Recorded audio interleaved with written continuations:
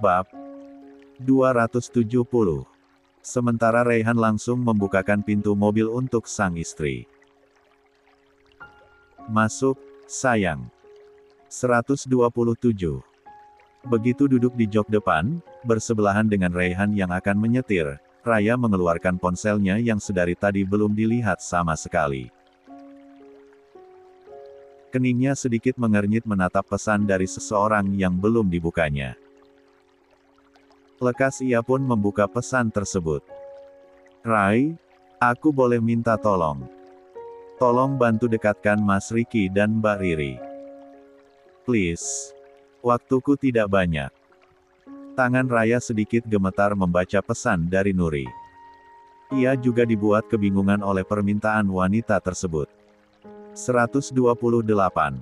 Raya sempat tertegun sesaat dengan mata menatap ponsel begitu lekat.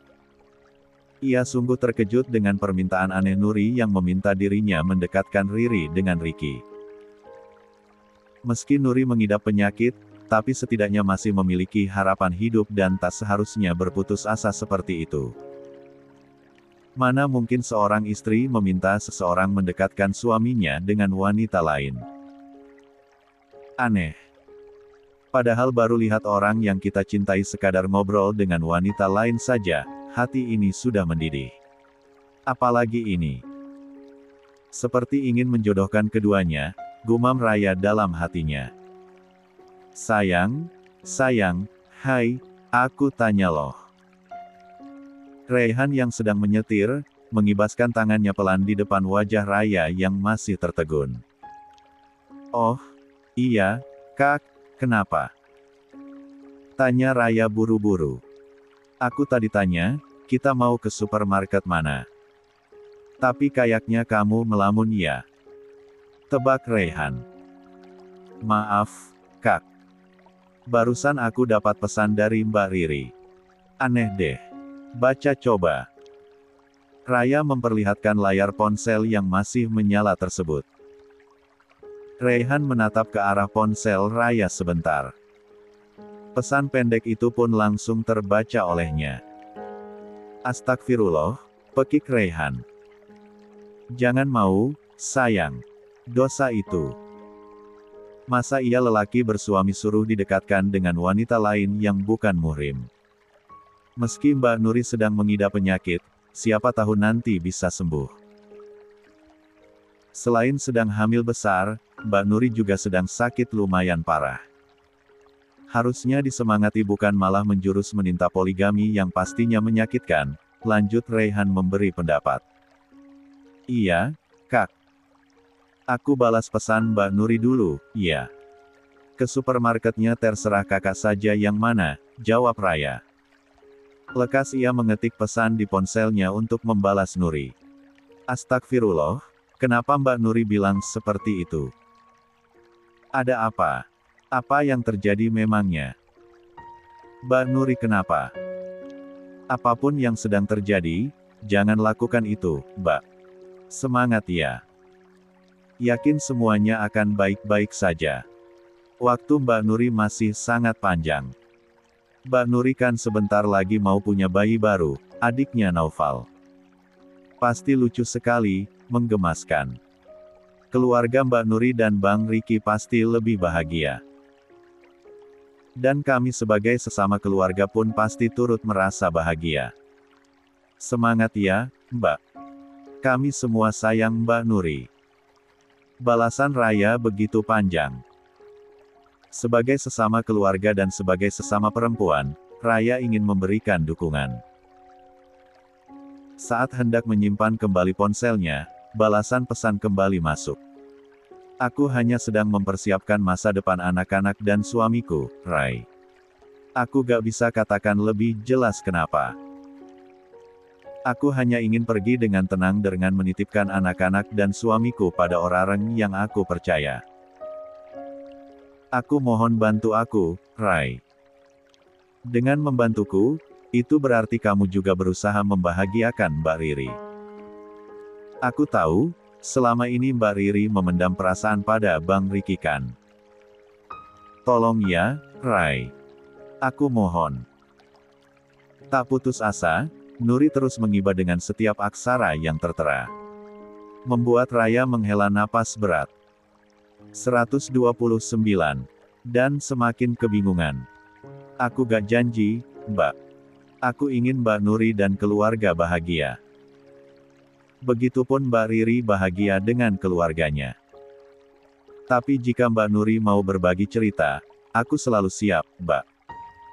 Jangan sungkan. Balas Raya.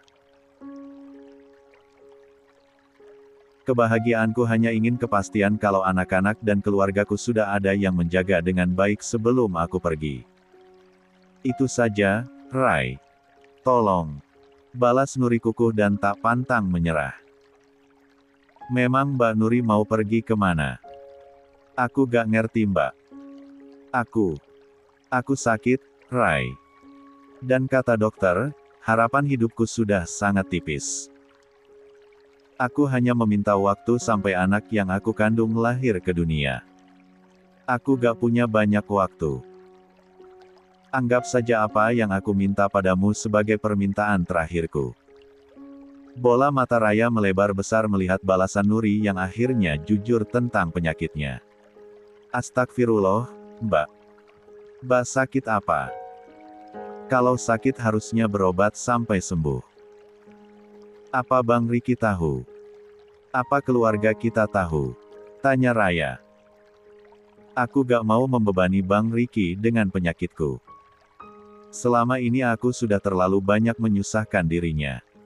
Aku gak mau menambah bebannya. Aku hanya cerita padamu, Rai. Tolong jangan katakan ini pada siapapun. Aku hanya butuh bantuan. Karena menurutku, hanya kamu yang bisa membantuku. Tolong ya, Rai. Ya Allah, Mbak. Sabar, ya. Aku yakin, sakit Mbak Nuri pasti akan sembuh dengan kuasa Allah. Tapi menurutku, gak baik memendam rahasia sebesar ini sendirian. Mbak Nuri harus cerita pada Bang Riki. Aku yakin, Bang Riki akan mengusahakan pengobatan terbaik untuk Mbak Nuri. Keluarga yang lain juga gak mungkin tinggal diam. Cerita ya, Mbak. Jangan anggap penyakit yang Mbak derita akan membebani Bang Riki. Anggap itu ujian pernikahan kalian berdua. Semangat ya, Mbak. Mbak Nuri pasti sembuh dan bisa membersamai anak-anak Mbak Nuri sampai dewasa kelak. Aku gak yakin, Rai. Raya menghela napas dalam membaca balasan pesan terakhir Nuri yang pendek dan terkesan putus asa. Dalam hatinya sungguh iba dan prihatin dengan kondisi Nuri. Sudah sampai, sayang. Ayo turun. Ucapan Raihan menghentikan aktivitas Raya yang sedang berbalas pesan dengan Nuri. Ia pun tak lagi membalas pesan tersebut tapi langsung memasukkan lagi ponselnya ke dalam tas, setelah itu langsung turun karena Raihan sudah membukakan pintu mobil untuknya. Makasih, Kak, tutur Raya dengan kikuk karena hampir keceplosan. Apa? Kenapa gak dilanjut? Goda Raihan sambil mengulum senyum. Apa? Kakak salah dengar kali, elak Raya sambil menggigit bibir diam-diam. Kupingku masih normal loh Yang, balas Raihan sambil tersenyum lebar. Ish, tahu ah. Mending buruan masuk. Kita belanja kebutuhan rumah. Sekalian sayuran juga, biar bisa masak di rumah. Timpal Raya sambil menggandeng lengan Raihan dan menggelayut di sana sambil berjalan menuju dalam supermarket. 130. Di tempat berbeda, Nuri yang menyadari tak ada lagi balasan pesan dari Raya, mengambil napas dalam. Padahal besar harapan jika Raya mengatakan bersedia membantunya. Nur, lagi apa? Nuri sedikit tersentak dengan keberadaan Riki di ambang pintu kamarnya. Nuri pun langsung meletakkan ponselnya dan tersenyum pada sang suami. Sementara Riki melangkah mendekat dan sedikit berjongkok. Mencium perut Nuri yang mulai membuncit. Apa kabar anak ayah hari ini? Baik kan? Sehat-sehat sampai kita ketemu nanti ya, nak, sapa Ricky sambil mengusap lembut perut sang istri. Nuri tersenyum dengan perasaan haru. Matanya mulai memanas dengan buliran bening yang mulai muncul. Ia sungguh takjub dengan sikap Ricky yang memperlakukan calon bayinya itu dengan sangat baik untuk perhatian padahal bukan Ben. Ya. Oh, iya, Nur. Kata Raihan, dia dan Raya kemarin ketemu kamu di dokter langganan kita. Kenapa kamu gak ngajak aku buat kontrol? Kenapa gak pernah kasih tahu aku lagi kapan jadwal kontrolmu dan bayi kita?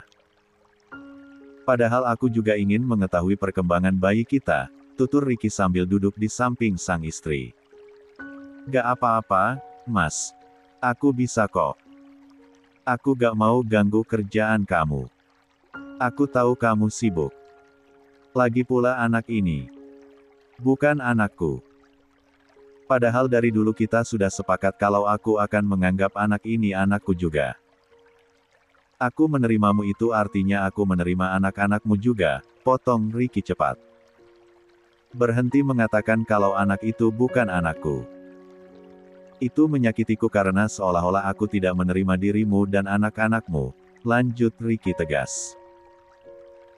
Maaf. Hanya itu yang Nuri katakan. Tolonglah, Nur. Aku ini suamimu. Tolong hargai keberadaanku dengan mengatakan apapun yang kamu butuhkan. Aku lebih senang jika kamu memintaku untuk selalu mengantarmu kemanapun kamu pergi apalagi untuk memeriksa kandungan. Jangan buat aku seperti seorang suami yang tidak bertanggung jawab dengan membiarkan istrinya pergi kontrol kandungan seorang diri. Timpal Ricky mengeluarkan unek-unek yang selama ini dipendamnya. Aku malu, Nur. Alasan apa yang harus aku katakan kalau kerabat kita melihatmu kontrol sendirian seperti kemarin? Aku terlihat seperti seorang suami yang mengabaikan anak istrinya dan tak perhatian, lanjut Ricky menunpahkan semuanya. Maaf. Lain kali aku akan meminta tolong Mas untuk nganter, balas Nuri. Dulu pun kamu bilang seperti itu. Tapi kenyataannya tetap saja pergi sendiri, timpal Ricky kecewa. Nanti enggak lagi. Aku janji, balas Nuri. Aku mau siapin buat makan malam dulu, lanjutnya sembari bangun dari duduknya. Aku bawa soto, kamu gak perlu masak, tutur Ricky buru-buru. Kalau gitu aku mau lihat Naufal ke depan. Nuri tetap melangkah pergi meninggalkan kamarnya dan Ricky yang masih terduduk sendirian. 131. Selalu seperti itu. Nuri selalu buru-buru menghindar setiap kali membahas tentang hal penting apalagi yang berkaitan dengan kandungannya. Ricky mendengus kasar. Ia mengusap wajahnya yang gusar. Kalau mau tahu perkembangan bayi kalian, Bang Ricky tinggal cari saja hasil pemeriksaan USG Mbak Nuri. Pasti ada penjelasannya kan? Ricky tiba-tiba teringat perkataan Raihan kemarin sore. Matanya pun mulai memindai sekitar kamar, menebak-nebak di mana sang istri menyimpan hasil pemeriksaan USG sang istri. Pun mumpung Nuri tak ada di sana. Ricky pun mulai bergerak, membuka setiap laci dan lemari di kamar sang istri. 132. Raya dan Raihan masih asik berbelanja. Kebutuhan sumur, dapur, makanan ringan, dan segala macamnya sudah mulai memenuhi troli yang didorong oleh Raihan. Kayaknya ini sudah cukup, Kak, kata Raya setelah memastikan daftar belanjaannya. Diingat-ingat lagi, sayang. Takutnya ada yang ketinggalan, tutur Raihan. Raya mengetuk-ngetuk jarinya sendiri di atas bibir sambil memindai seluruh area supermarket. Kepalanya berputar menoleh ke kiri dan ke kanan.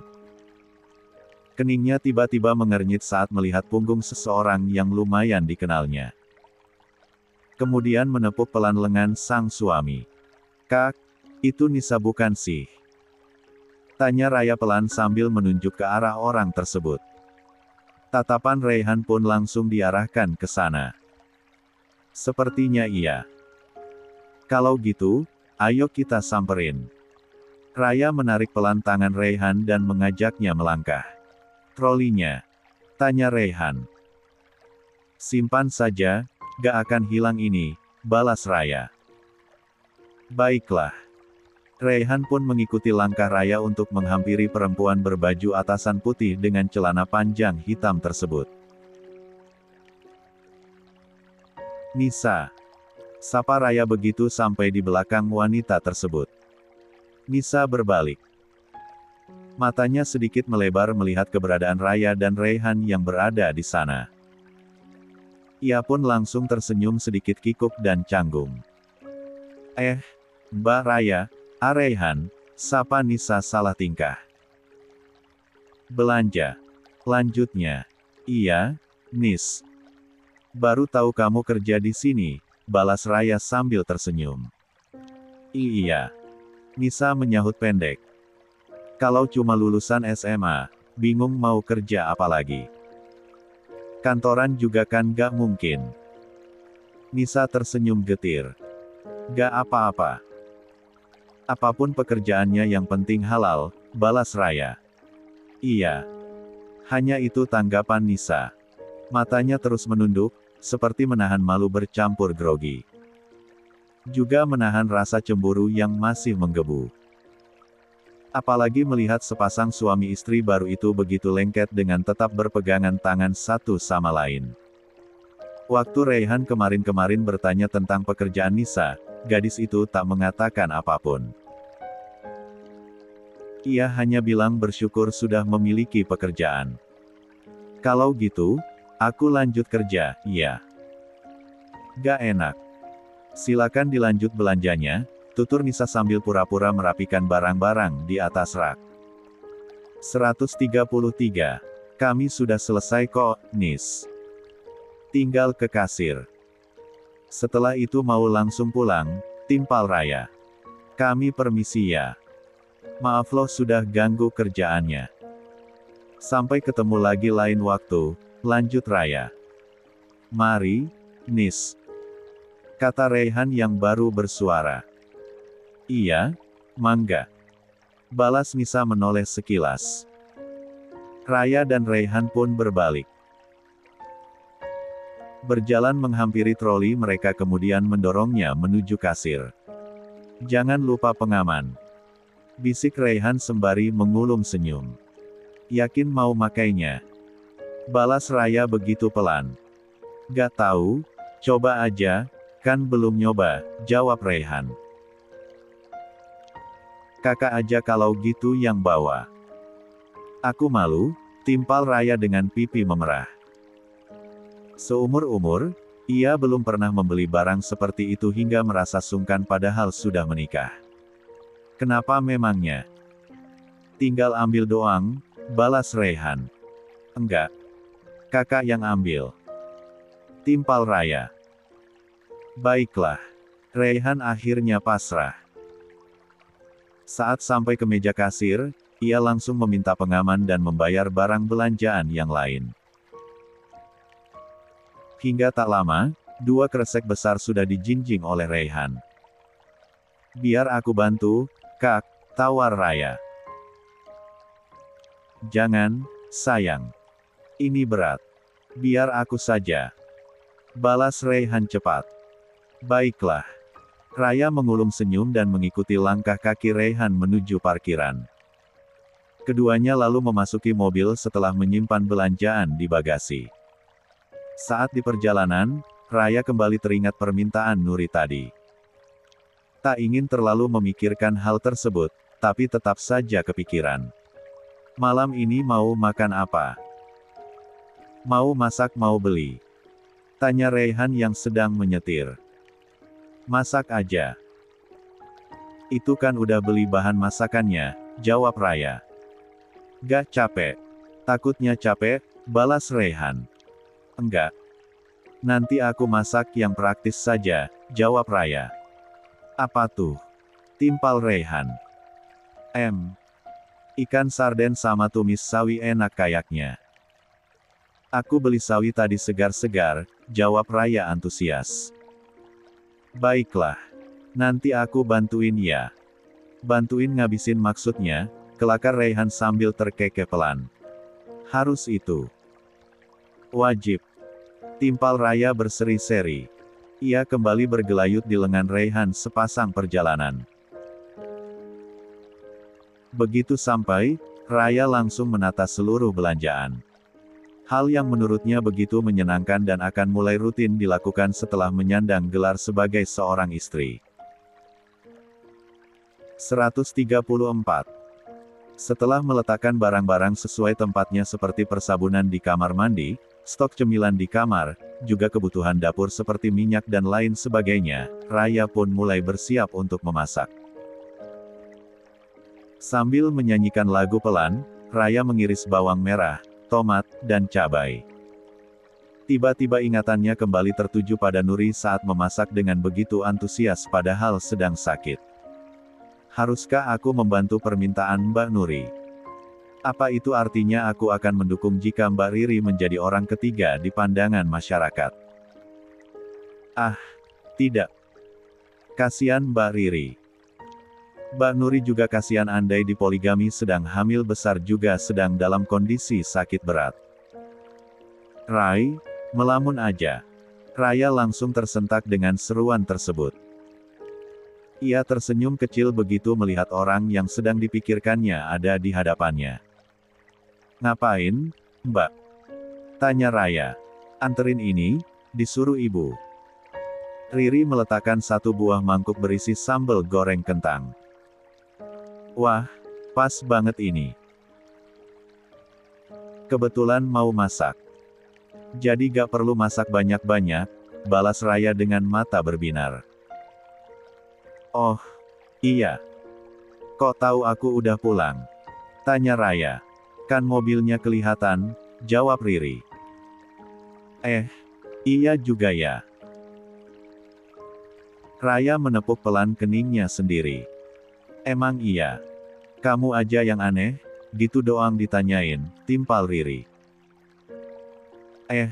Rai. Aku mau cerita. Menurutmu, gimana ya kalau aku mulai cari kerja? Ternyata jadi konten kreator gak semudah itu. Pendapatannya tidak menentu. Kadang dapat kadang enggak. Sementara kebutuhan Siva makin banyak, keluh Riri seraya menarik satu buah kursi makan untuk diduduki.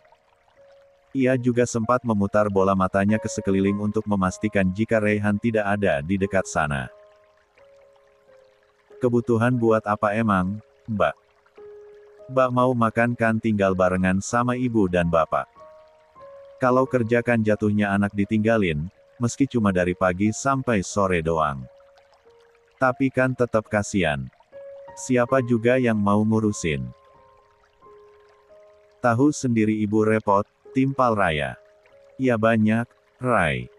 Beli pampers setiap bulan aja habis ratusan ribu. Belum baju-bajunya cepat banget kekecilan.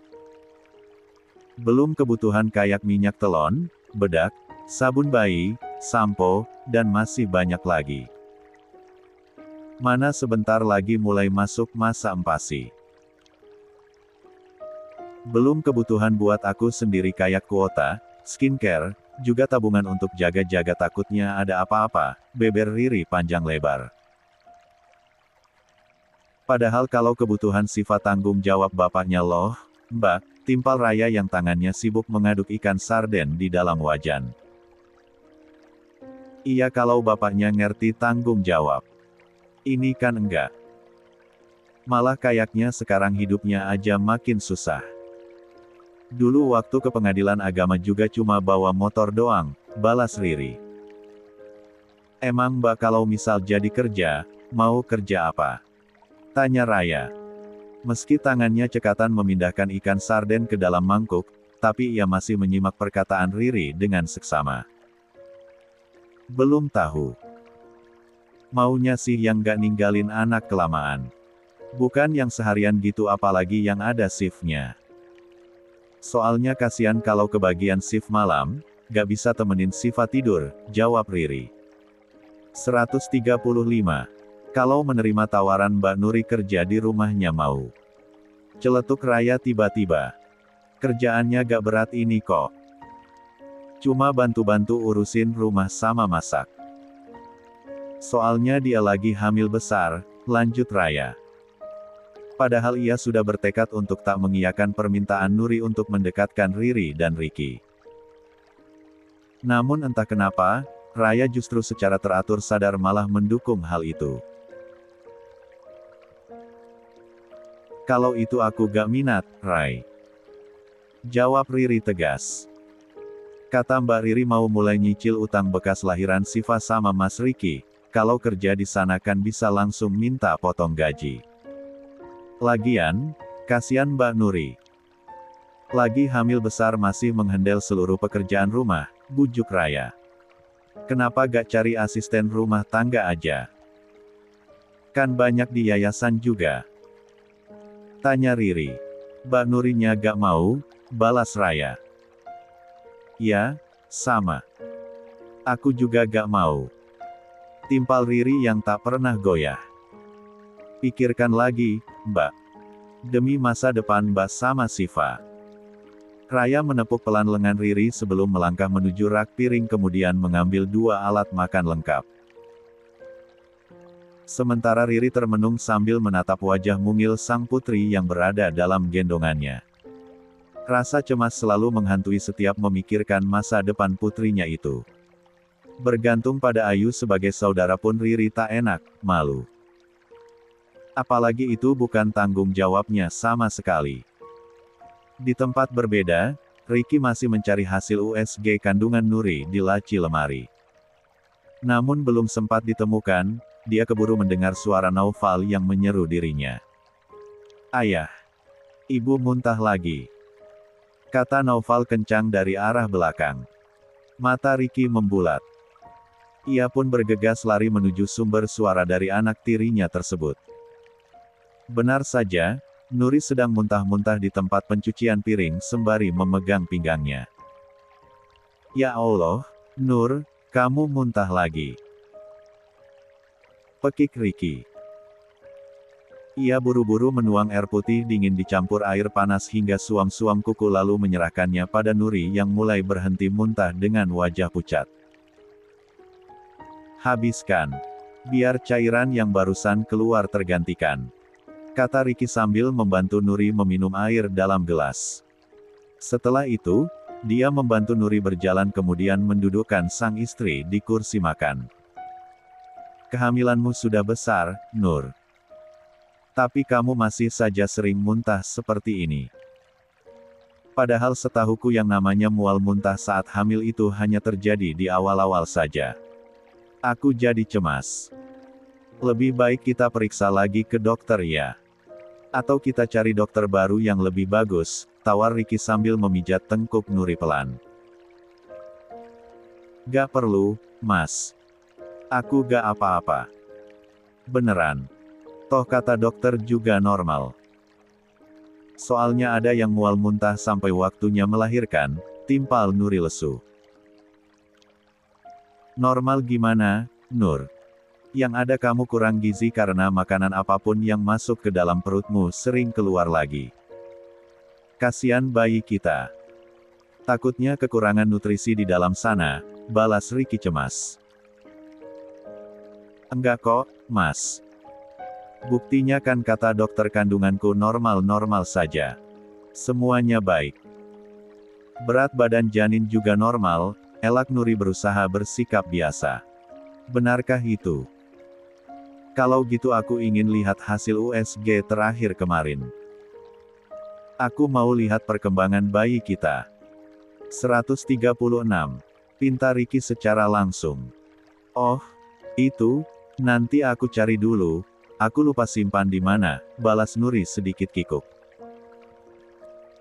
Aku ke kamar dulu, mau ganti baju. Kotor kena cipratan. Nuri buru-buru bangun dari duduknya lalu berjalan menuju kamar. Ricky hanya menghela napas dalam. Ia mulai merasa jika istrinya itu menyembunyikan sesuatu dari dirinya. Setelah dipikir dalam, Ricky merasa tak mungkin jika istrinya itu sampai lupa menyimpan hasil USG yang bagi seorang ibu hamil sangat berarti. Apalagi pemeriksaannya baru terjadi 2 hari ke belakang. Mustahil, gumam Ricky. Tapi kenapa Nuri seolah tak ingin aku melihatnya? Lanjutnya semakin bertanya-tanya. Sepertinya aku harus cari tahu. Dia melanjutkan gumamnya sambil berjalan menuju depan. Di mana Naufal sedang bermain di halaman. Val, sini. Panggil Ricky. Iya, iya. Kenapa? Tanya anak laki-laki berparas tampan tersebut.